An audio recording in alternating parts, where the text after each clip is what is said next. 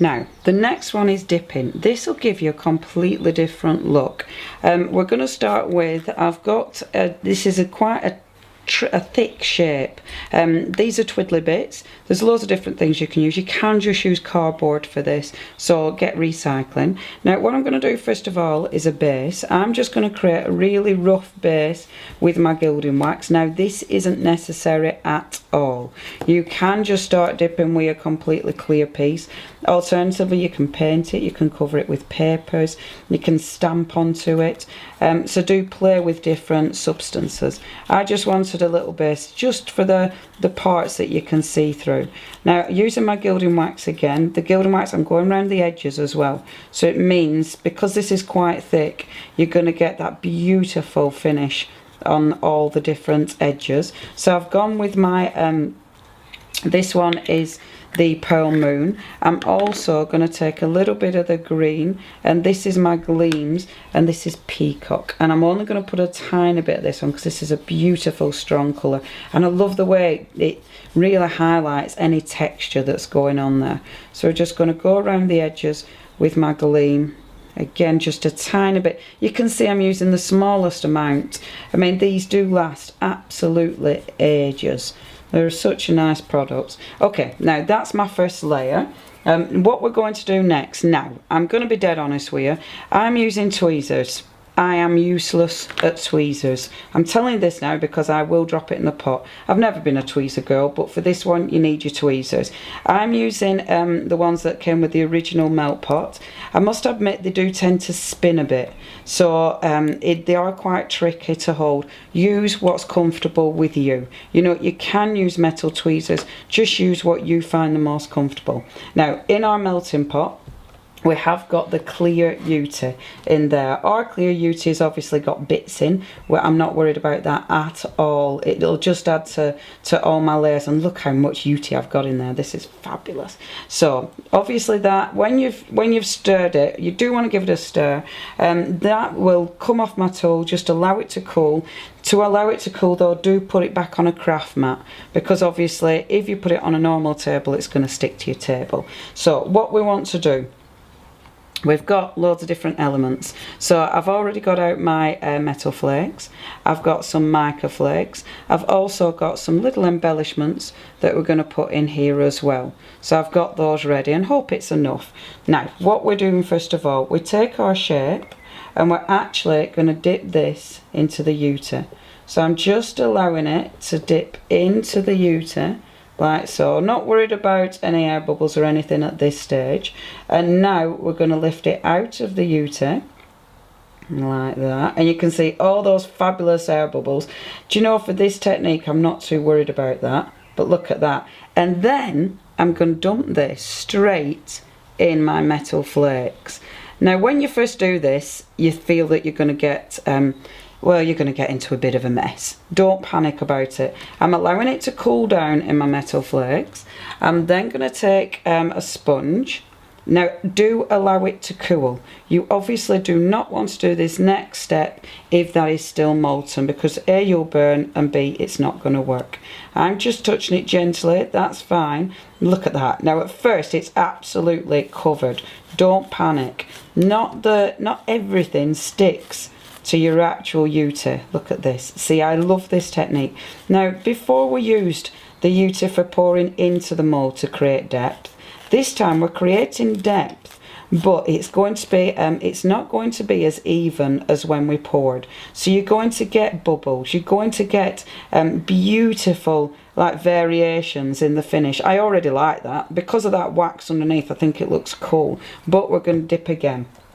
So take it back, take the UTEE back and the melt pot back, and then just pop this back in there.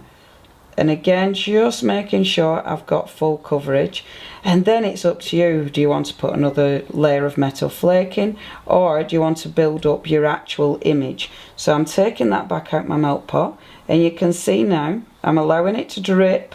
So allow it the excess to drip, and just pop that on my mat.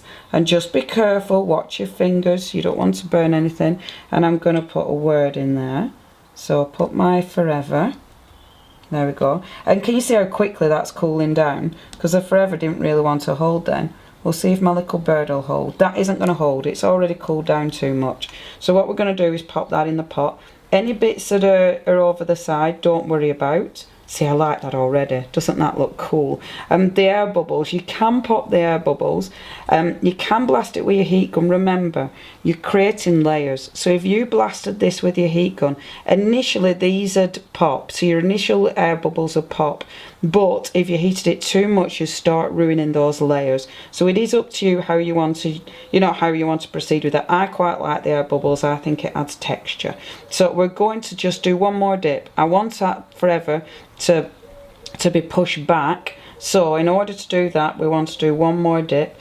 It's up to you when you finish this. It's up to you when you decide you're happy with your layers. Just pop it back in your pot and then just pull it back out again. There we go. Allow all the excess to drip off and pop it onto your mat. Whoop. Don't want to come off. Whoop. Yay! Now then, I want to just pop my little birdie. So I want one birdie there. Like so. Oh, and I think it's cooled down too quick. It's already cooled down, so my birdies might not sit in. Like such.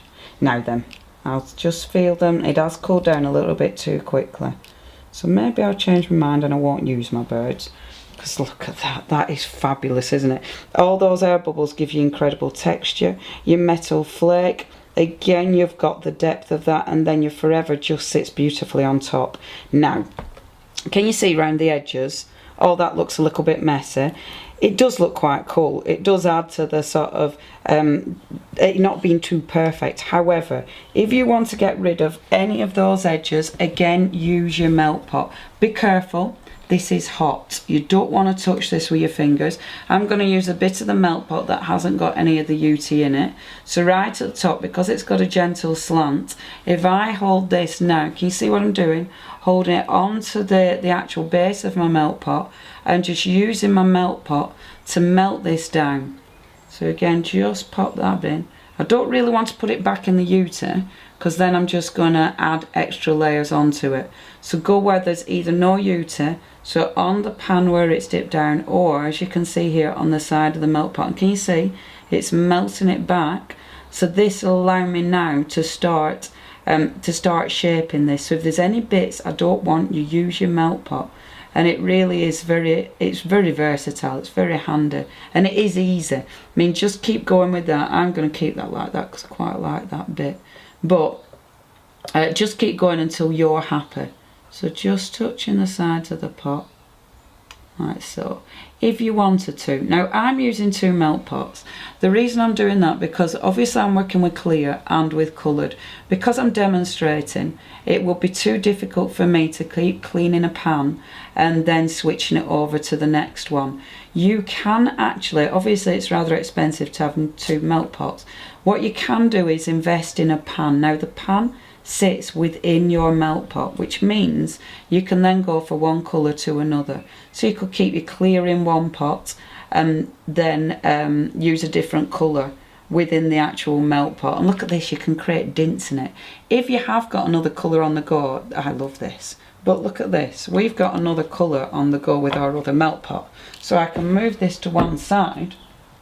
If I bring this melt pot in now, I've got my beautiful golden red. I can actually just gently dip the edges, and I don't want to do too much because I just want a layer of colour. Can you see how it's just giving it a layer of extra colour? It's not too intense because what I've not done is mix this back up. So the majority of that at the moment is clear, but there is a hint of that red in there as well. So just giving this a different colour and a different dimension.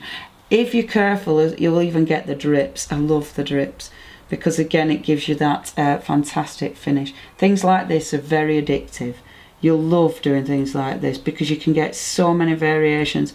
Every time you do this it will be different, and that's definitely what you're guaranteed. Now I'm going to leave that like that. I love it. I love the colours. I love the depth that it gives you, and of course adding an extra layer around the outside gives you even more colour variation. Look at that one. That's dipping in our melt pot.